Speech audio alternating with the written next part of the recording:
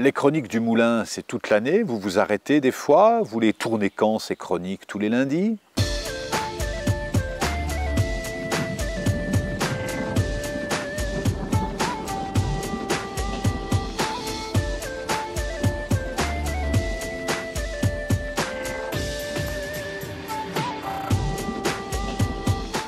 Bonjour et bienvenue pour cette chronique du Moulin qui sera la dernière chronique du Moulin de la saison. C'est une chronique un peu particulière de la saison, hein, j'ai dit. J'ai pas dit la dernière chronique du Moulin. Non, non, on a encore un peu de réserve. Mais vous savez que cette chaîne YouTube, je l'ai lancée au début de l'année, à l'automne de l'année 2018. J'étais assez peu présent sur Internet et j'ai décidé d'utiliser. Je donne beaucoup de conférences, je donne beaucoup de stages, j'écris des livres.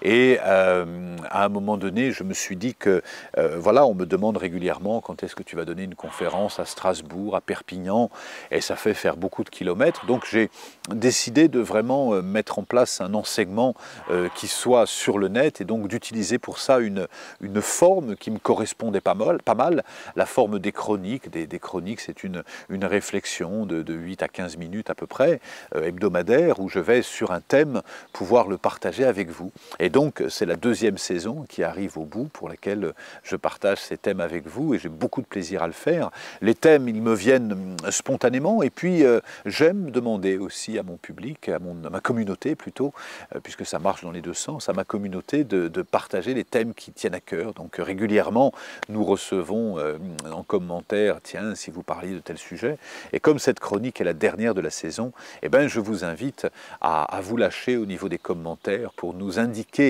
tous les thèmes que vous souhaitez voir évoqués, puisque quand nous allons continuer le tournage, nous allons nous inspirer de tous les commentaires que vous allez laisser à la suite de cette vidéo.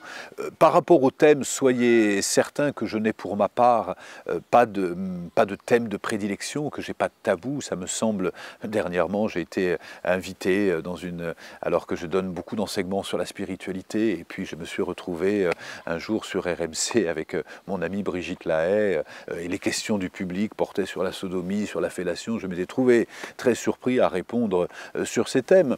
Voilà, parce que pour moi, ce qui me tient à cœur, c'est de répondre spontanément aux thèmes qui nous préoccupent.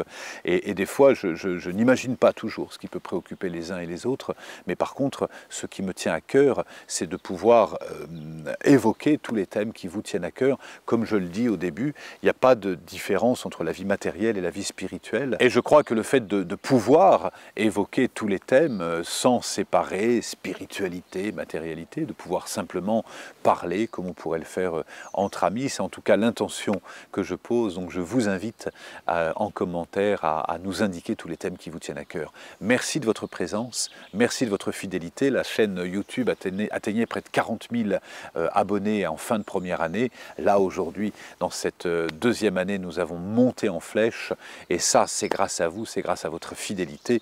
Merci de nous soutenir, merci d'être avec nous, merci d'être au rendez-vous chaque semaine.